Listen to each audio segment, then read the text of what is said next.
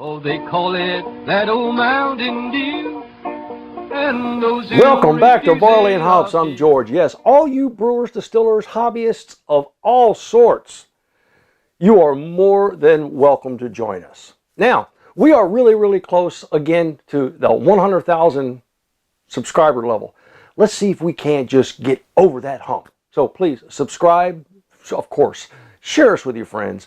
Subscriptions are absolutely free. Cost you absolutely nothing.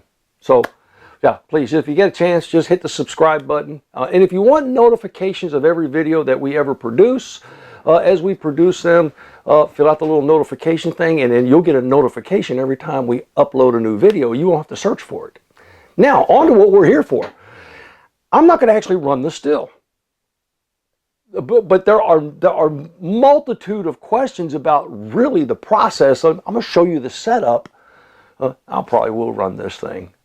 But I want to show you what I have here. Now, this is my 3-gallon Mighty Mini, and I've already got it charged with a little, about 3 gallons, a little less than 3 gallons of mash. Of course, this is my desired end result. Yes, a clear moonshine, a high-proof moonshine. And what I'll do with that, of course, and we all know how to do this because you don't look back on the videos about aging and using wood chips or using barrels. Yeah, I want to make one of these. So a couple of these. Yeah, and this is awful smooth. And then, what we're gonna actually use here. You noticed the video from 2 days ago. And that will probably be attached to the end of this video anyway for you to go back and look at it if you want to, is the air conditioner we used on a cooler in order to cool the water so that we can just circulate water for our condenser, thereby conserving water and at the same time maintaining the proper or a proper temperature. And how cool does your condenser water need to be? Yeah, we already covered that, but we're here to cover it again. It should be a little bit less than half of the head temperature of your still. Because remember, what you want to do is you want to convert the vapors back into a liquid, and you want to do that efficiently. Okay? Okay, more about that on the other video. Now, I've got that 529 gallon per hour pump, and you'll notice that's a pretty big pump. It's got you just put the hose on here, and it's a submersible. You just drop it in and then plug it in, and it'll start pumping water. And we've already got that inside the cooler. It's got an 8-foot head on it, which means that it will pump about 8 feet straight up before it loses enough pressure to continue to pump. So that's what it's capable of doing. And you really don't need one with that much oomph, but when it comes to condensing and having water available, sometimes it's a little better to have more oomph than to need some oomph and you ain't got it, you know what I mean? So yeah, these are pretty good. You can find them on Amazon. Just type in water pump, pond pump, fountain pump. You can get them on, Brew House has them for like 29 bucks. They're pretty darn good, and they're they're reasonable and they're reliable. So I leave that out here, and it's 120 volts on 115 watts, which equals a little bit less than 1 amp. So if you're running that, you're only drawing less than an amp of power. Okay. Yes, I do have copper in the column. And why do we put copper in the column? Now, you'll have 100 different answers for that, okay? And the primary reason why I use copper in the column, or I'll use marbles, or I could use rashing rings. You know those river stones, those small ones that are nice and smooth and are really, yeah, you can use those. Those work well too. See, what I'm trying to do is I'm trying to add an additional surface area for all that liquid, if I'm running a reflux still, for all that liquid to settle across and then re-vaporize, and the most volatile substance, of course, being ethanol, to re-vaporize back up that column. And that's why I use it. There are people who will argue the point about whether copper removes certain. I'm not here to have that argument. That's why I use it. And oh, by the way, because it's readily available and it's really neat stuff. It's pliable. Here's about an 18-inch piece. It's about 45 centimeters. And what I do is I stretch it out because it is real pliable. I stretch it out because now what that gives me a little bit more in length. Doesn't give me any more in surface area, just gives me a little bit more in length. And then I just roll it up loosely, and it doesn't take a whole lot. Make sure you roll it up loose enough so that it fits in the column and it stays there, because if you get it too tight, you'll find out that you've created an obstruction in your column. And when you create an obstruction in the column, you will have some major temperature swings, okay? I mean, really drastic temperature swings, up and then down as pressure builds up, and you should not have any pressure in a still. This is an open system, okay? Now, and I bring these out once again to show you, please do not get these. Whew. I want to get that out right away before someone shuts this off and runs out to the store. Do not get these. These are, amazingly enough, they look exactly the same. You'll notice how shiny it is. They look exactly the same, and they even list it as copper. It says copper coated scrubbing pads. Now, I cannot validate or verify whether that's actual copper, that coating that's on that metal, but I do know that if you put them in that still and you run it, that coating's coming off. Yes, and when that coating comes off, where do you think it goes? Yeah, it comes right out of it goes right into your collection jar, and it winds up in your spirit, and that's not where you want it. And then, oh, by the way, when you pull these back out, you'll notice that they are no longer copper, and no matter what you do, they will turn back to a copper color, because these are scrubbing pads. This is not copper mesh. Okay? That's just a warning for you. But if you want to, I don't, go ahead. I can't stop you. I can just advise you. Now I'm going to use my digital thermometer. Any digital thermometer will work. This one happens to be extremely long. So you'll notice that we always talk about this. We talk about where do you test it? Where do you take the temperature? Well, you take the temperature at the point of no return. And that's right here where your vapors, you see the vapors travel up the column and then they exit here into the condenser. So that's called my point of no return. That's where you want to measure the temperature. Because if you know what the temperature is there, you'll know what the constituents are of the vapor that's exiting. You'll know that. But in this particular case, you see this thermometer a bit longer, so I'm going to be measuring down here. I just need to make a mental note of that, and I just need to know that I'm measuring below my exit port. So chances are it might be measuring a couple of degrees higher than it would be at my exit port. Not that much, okay? Not that much. So please don't get wrapped around the axle. But one thing I do advise or recommend is do not run a still based on a thermometer in the side of the kettle. Is it good to have one? Oh yeah, sure, great cool points. You're able to look at it and go, wow, I can tell you what the temperature is in the kettle. And I've often said this is like driving a car using the tachometer. The tachometer will tell you how fast the engine's turning, but it will not tell you how fast the car is going, okay? You need to use the speedometer for that, or odometer. In this particular case, this would be the tachometer. It'll tell you how hot the kettle is, but it doesn't tell you how hot the vapor is that's exiting your port. That's where your speedometer is, and that's where your temperature is tracked, okay? Next is, we've got this great setup here. Remember, I'm using that pump, and I'm pumping water directly. Now, how do you operate that condenser? You operate the condenser at full power, okay? Full power, full flow. That's into the bottom and out the top. So the water just circulates right back into that cooler.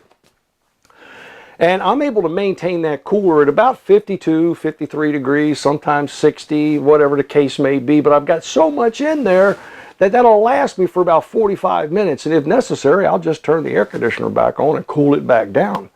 But that's just so that I don't have to use ice, and I don't have to just turn on the faucet and let it run and run out on the ground, because you know that the water that goes in is really cold, but the water that comes out, it's going to pick up all of that heat, turning that vapor back into a liquid and it's going to wind up being really, really hot water coming back out, and that goes right back into the cooler. All right. Now, in the midst of that run, this is one way of doing this, okay? There's another way. Yes, you could put a separate pump in the cooler, or in your container wherever your water is stored, or from wherever your water is coming from. Or you can do what I've done here. I put a T-valve, and you see I ran an additional tube. It's a small tube because I know that I'm going to run a little bit of water. I'm not going to run a lot of water. I'm going to run a little bit of water, and I'm going to run it via this small valve that I've placed in line, because this valve comes from that T, and it goes up and it goes into the bottom of the reflux chamber, and then the exit comes out the top of the reflux chamber, and that goes right back into the cooler. So I have 2 returns, and I've got 1 source. Is there another way to do that? Yeah, absolutely. I could put the return, I could have tied the return into this additional return here and had 1 return. But I just thought, oh, what the hell? I'll just run it all the way back. So I put the tube back into the cooler. Now, what I have here, and I mounted this on a piece of wood because it's a whole lot easier to mess with when you got it mounted on something.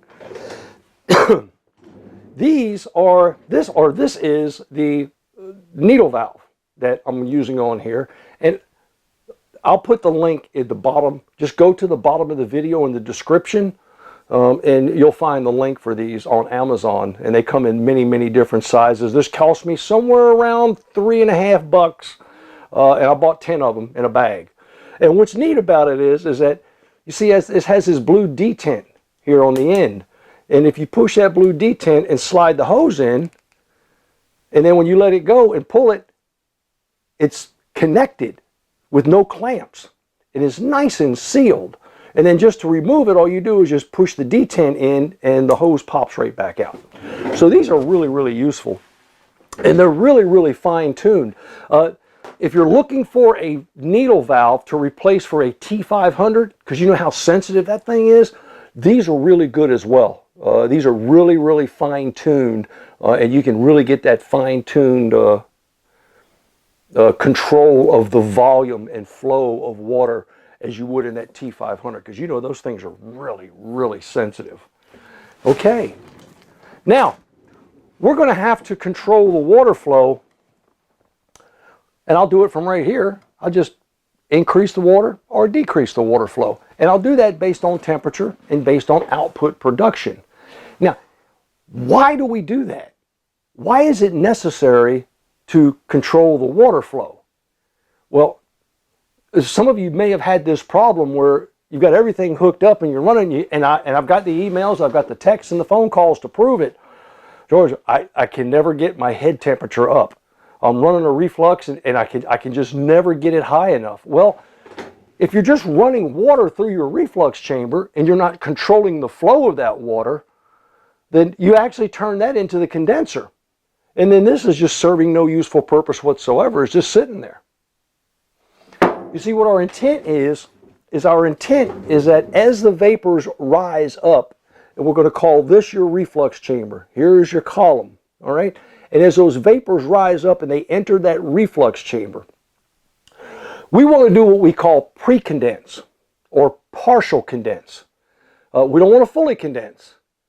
Why do we want to partially condense? Well, what we want to do is we want to drop the temperature just enough to cause the water to reliquefy, but not the ethanol. So you see, and they have 2 different boiling points, water and ethanol, if you can get them separated. Now, when they come up together, they have the same boiling point, but if you get them into a vapor stream, you can separate them with just a little bit of partial condensing. And then those water droplets start to drop back out, and your ethanol continues to travel through and goes into your condenser.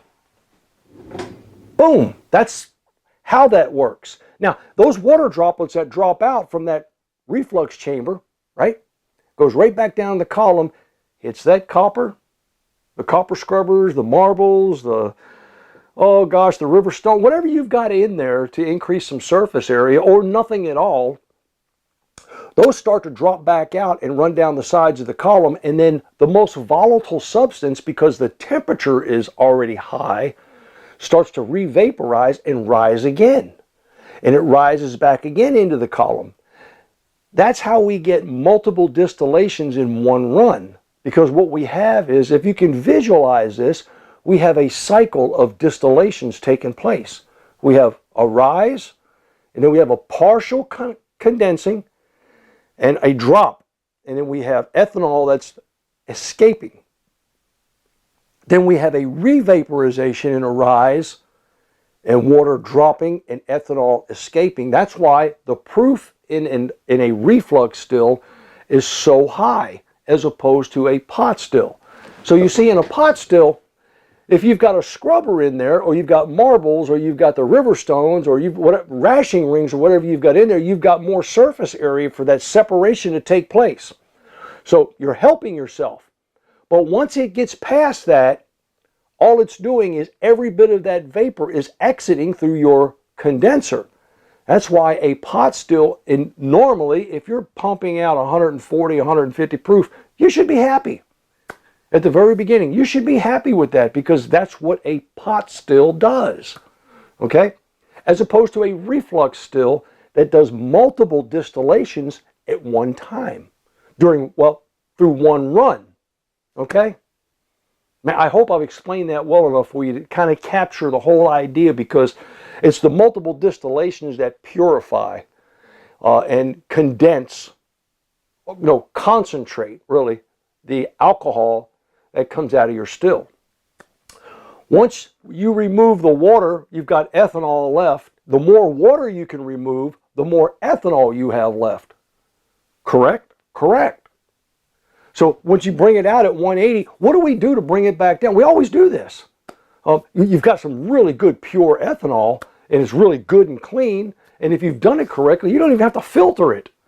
Now you're going to add water to it to cut it down. See, if you add water, the proof drops. So we call that proofing. You'll proof it down to about 80. 40% alcohol, 42% alcohol, somewhere in that neighborhood, okay? So you're going to bring it from 90 down to about 42%. And you do that by adding water. But remember, you remove water in the very beginning in order to get a pure form of it. You see how this whole process works? And I have had comments about, George, you get too deep into the science about it. But by golly, I mean, isn't it important enough to know how things happen? Instead of, well, I put this, I put this, I put that, and by golly, it does this. Well, what happens when it don't do that? You kind of have to understand what it is you've done in order to get there. And the more you understand about what you're doing, the better that product is. The better the outcome is. Oh, gosh, most people will, when they play golf, oh, gosh, they know everything. They know the geometry of golf. They know the size of a golf ball. They know angles. They know distances. All that stuff. And they study it, and they practice it, and they play with it and what is it for? The more they understand, the better off their game is. And it's the same thing with distilling. The more you understand about the process, the better off you are in the long run. The better the product you make, the more consistent you are at making it, and then the better you get at manipulating. See, then we can get into the science of flavoring, aging, and doing all those other things that you really, really like to do. Well, I hope you found this one as interesting and hopefully as informative as most of the other videos. Please don't hold me accountable or responsible for the amount of advertisements YouTube places on these. I think I got to find a way to stop that. But I'm working on it. And until next time, happy distilling.